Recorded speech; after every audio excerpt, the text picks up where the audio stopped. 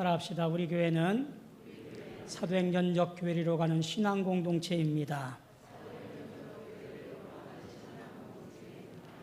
성령 충만하여 증인된 삶을 살아가시는 우리 모두 되어지기를 주님의 이름으로 소망하며 축원합니다. 여러분, 우리가 하고 있는 큰 착각 중에 하나가 뭐냐면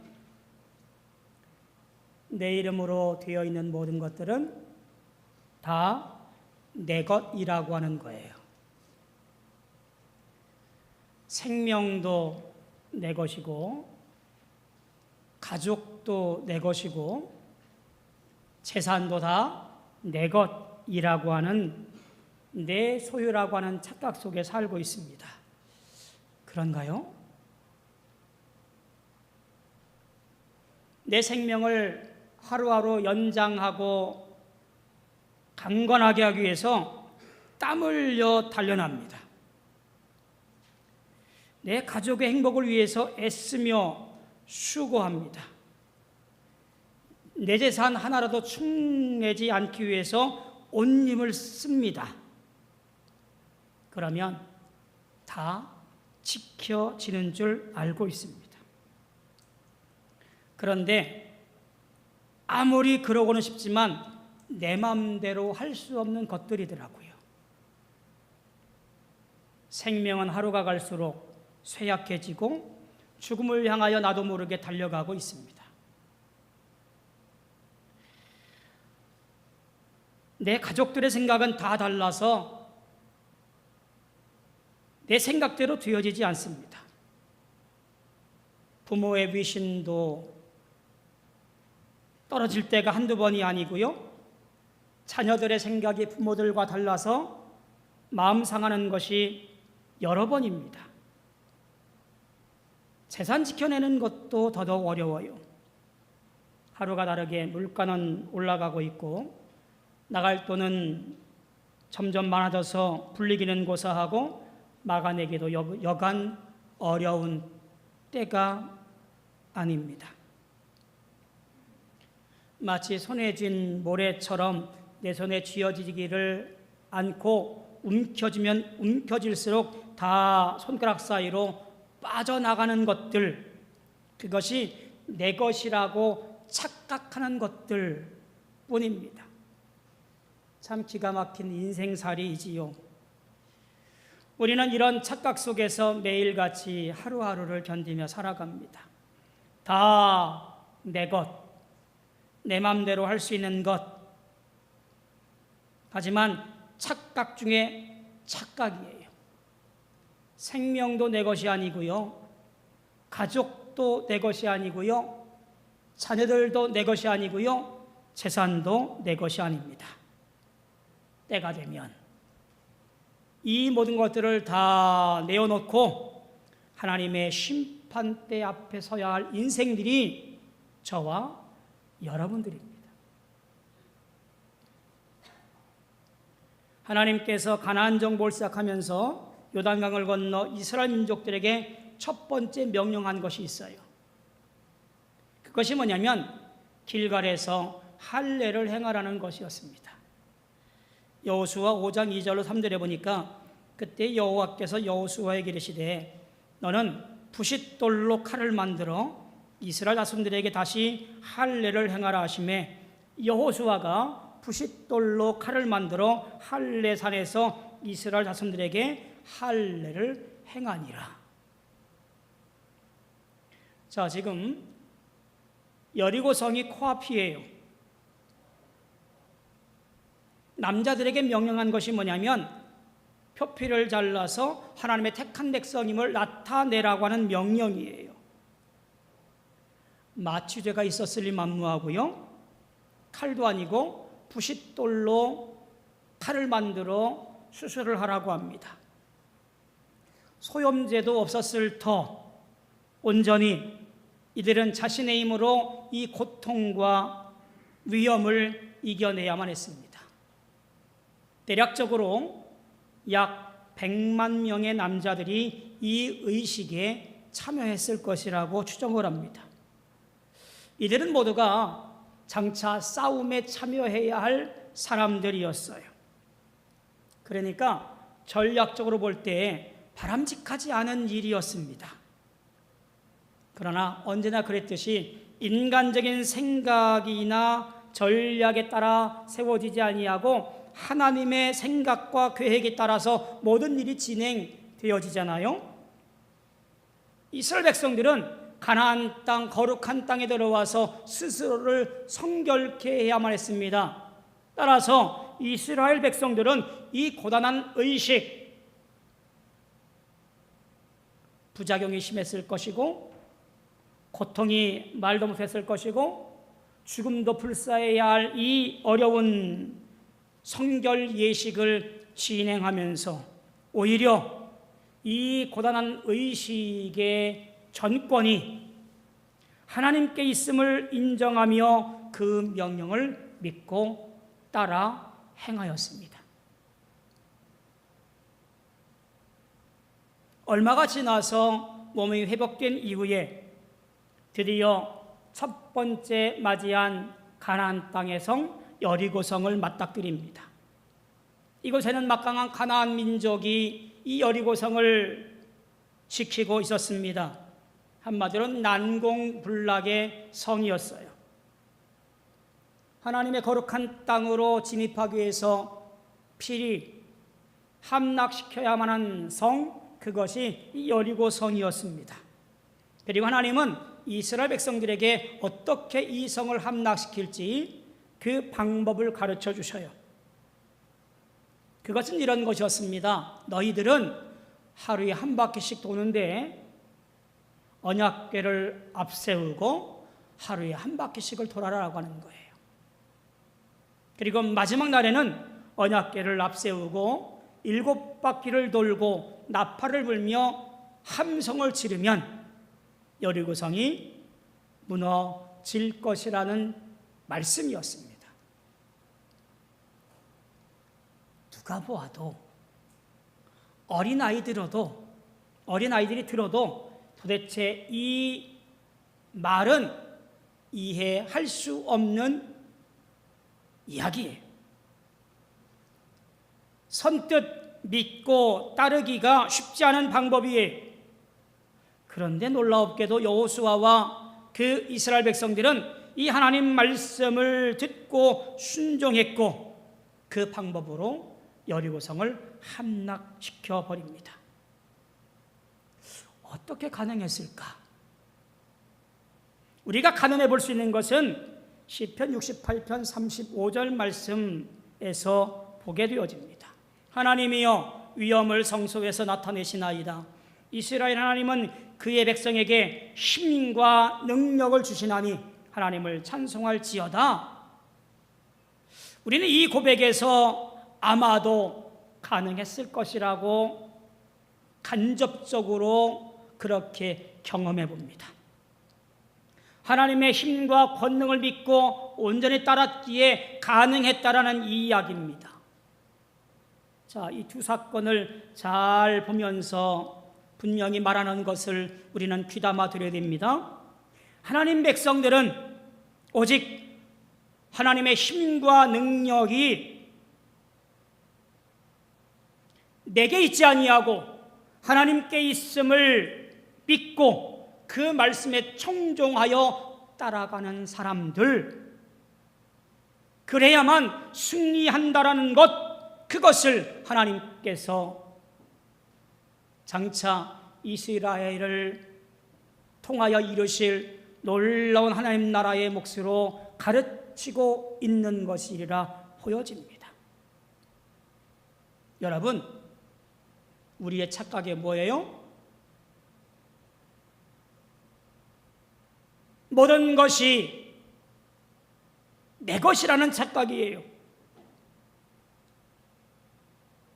언제부터인지 내가 나의 주인임을 공건하게 주장하며 자랑합니다. 그 일면을 볼 수 있는 것이 이런 말이 있어요. 플렉스라는 말이에요. 우리 젊은 친구들이 잘 쓰는 말입니다. 아, 오늘 플렉스했어. 이 플렉스라고 하는 말은요, 자기 만족이나 자기 과시를 위해서 아주 비싼 물건, 고가의 물건을 구입하는 것을 말하는 거예요. 그러니까 자기 만족이나 과시를 위해서 하루에 기천만 원 하는 스위트룸에 하루를 보내면서 그것을 사진 찍어 자랑을 합니다.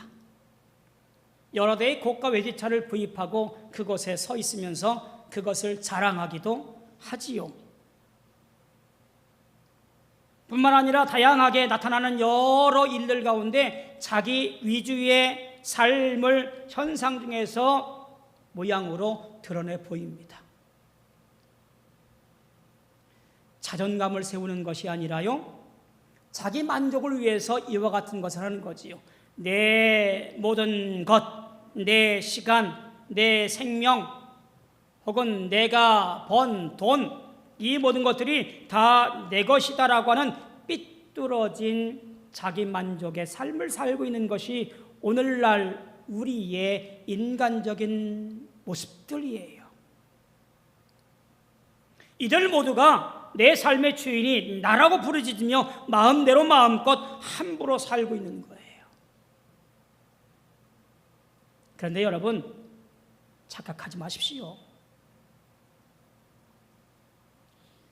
우리의 주권은 내게 있는 것이 아니라 오직 하나님께만 있습니다. 하나님은 착각 속에 살고 있는 우리에게 이렇게 말씀하십니다. 너희가 내 손 안에 있느니라. 너희가 내 마음대로 살고 있고 내 뜻대로 사용하고 내 생각대로 주장하지만 너희의 모든 것은 내 손 안에 있느니라. 너의 모든 생명과 너의 모든 가족과 너의 모든 재산과 너의 모든 것들이 다 내 것이니라. 내가 내 마음대로 할 수 있는 것, 오늘 밤에 내가 너를 데려가면 네 것이 되겠느냐? 라고 하는 비유의 말씀을 볼 때 딱 들어맞는 이야기인 것 같습니다. 우리는 성경 속에서 하나님의 주권을 인정한 한 사람을 보게 되어집니다. 형제들에게 노예로 팔렸고요, 누명을 쓰고 감옥에 갇혔습니다.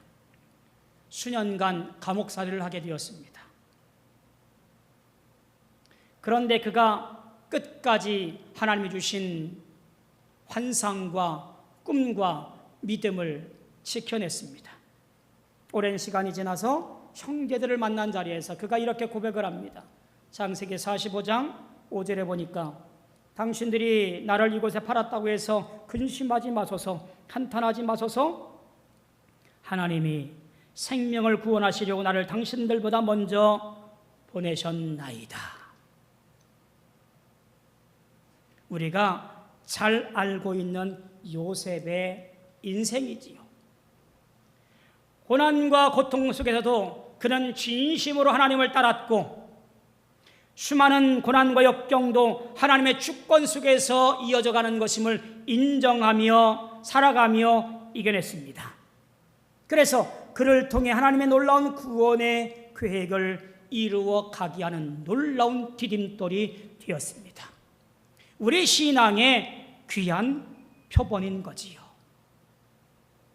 사랑하는 성도 여러분, 여러분 인생의 주인이 누구이신가요? 여러분 삶의 주권이 누구에게 있습니까? 어느 날 하나님께서 예레미야를 토기장이 집으로 내려가라고 말씀하십니다. 거기에서 하실 말씀이 있다는 겁니다. 전할 말이 있으니 토기장의 집으로 가라는 이야기입니다. 예레미야는 하나님 말씀이었기에 아무런 대꾸도 없이 토기장의 집으로 내려갔습니다. 토기장의 집에 내려갔을 때 토기장이는 농노로 일을 하고 있었습니다.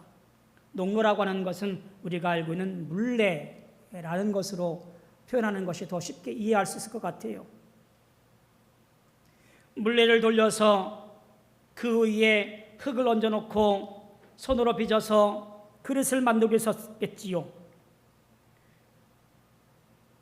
토기장이가 그릇을 만드는 모습을 자주 보았을 터이지만 하나님께서 말씀하셨기에 아마 예전 같은 생각이 아니라 더 주의 깊게 토기장이의 행동 하나하나를 보았을 겁니다. 흙을 이겨서 한 움큼 쥐어 물레 위에 얹어놓고 그릇을 빚어내는 토기장의 모습 속에서 아마도 예레미야는 창조자 하나님께서 그 옛날 흙을 빚어 사람을 만들고 그 후에 생기를 불어넣었던 그때를 떠올렸는지도 모르겠습니다. 나는 하나님께서 쥐어놓은 그저 한 줌의 흙이구나라는 생각을 새삼 깨닫게 되었을지도 모릅니다. 그리고 무심케 보았던 한 가지 놀라운 것을 목격하게 되어집니다. 토기장의 손에서 만들던 그릇이 그만 터지고 말았습니다. 만들던 그릇이 망가지고 만 거예요. 그릇이 망가졌으니 어떻게 할까 가만히 보고 있던 그 찰나에 토기장이는 망가진 그릇 흙을 버리지 않습니다. 버리는 대신 다시 반죽하여 새로운 그릇을 만들었습니다. 그 광경을 떡 보는 순간 예레미야는 머리를 띵 하고 내리치는 것 같지 않았을까 싶습니다. 어쩌면 바로 이 모습을 보라고 그를 토기장 입으로 보내신 것이 아닐까 생각하고 싶은 그때에 하나님의 말씀이 예레미야에게 임합니다. 바로 6절 말씀이에요. 이스라엘 족속아, 이 토기장이 가는 것 같이 내가 능히 너희에게 행하지 못하겠느냐? 이스라엘 족속아, 진흙이 토기장의 손에 있음 같이 너희가 내 손에 있느니라.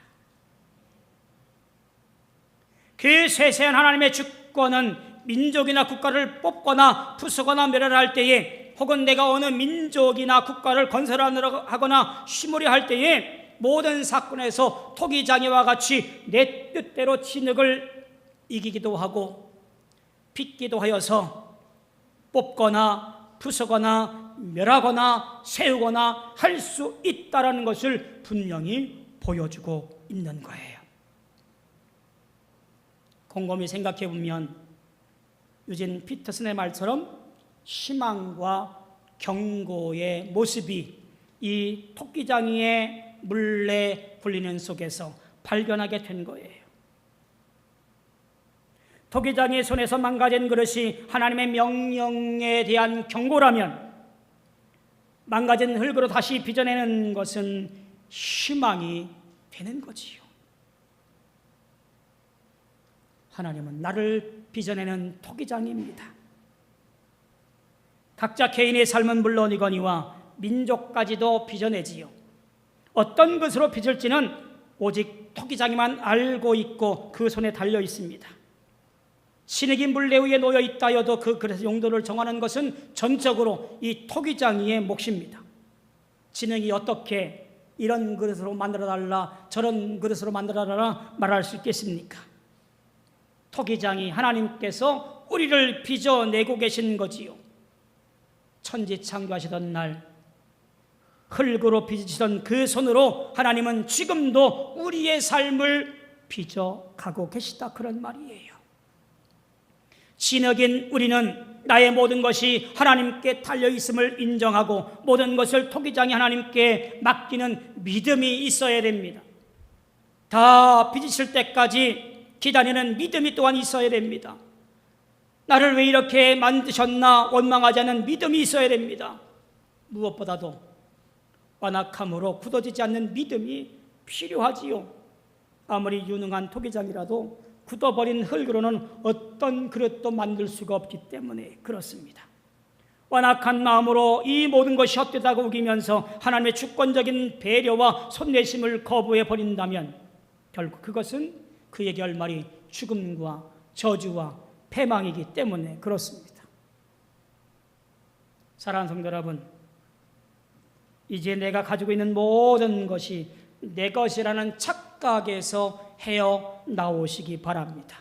그런 오만과 편견과 착각을 바로 잡아야 됩니다. 내가 가진 모든 것들은 하나님의 손안에 있습니다.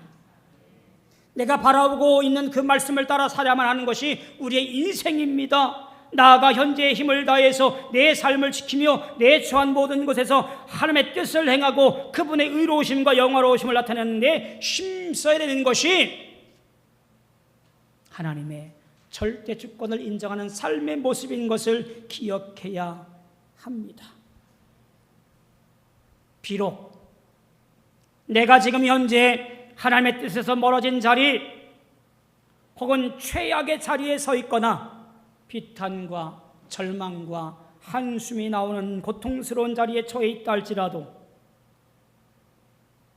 포기하지 말고 그 자리에서 헤어나오기 위해 하나님 뜻을 살피면서 기도하고 예배하고 이 모든 것을 통해서 하나님께 이루실 놀라운 영광을 기억하면서 오늘도 땀을 흘려 믿음의 길을 걸어가는 승리하는 인생이 되어져야 됩니다. 하나님은 여러분을 어제나 오늘이나 내일 여전히 사랑하시며 독생자까지 아낌없이 내어주셨습니다. 여러분을 응원하며 또한 힘을 더해 주시기를 원하십니다. 사랑하는 성도 여러분, 실로 어떤 자리에 있든 어떤 고난에 있든 어떤 수고를 하든 그곳에서 내 모든 것이 다 하나님의 것임을 기억하고 고백하며 예수 그리스도인 진리를 따라서 성령 충만한 삶을 살아가십시오.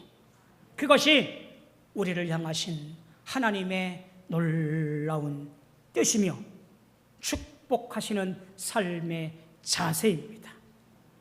사랑하는 성도 여러분, 여러분을 응원합니다. 하나님의 도우심과 승리하심으로 이기시고 또 기쁨으로 영광 돌리시는 우리 모두 되어지기를 주님의 이름으로 소망하며 축원합니다. 기도하겠습니다. 고마우신 아버지 하나님, 은혜를 감사합니다. 내 고집과 내 생각을 앞세워 살지 않게 도와 주옵소서. 오직 하나님께서 나의 모든 주인이며 나의 전부임은 것을 고백하고 믿음으로 살아가는 우리들 되어지게 축복하여 주옵소서. 예수님의 이름으로 기도하옵나이다. 아멘.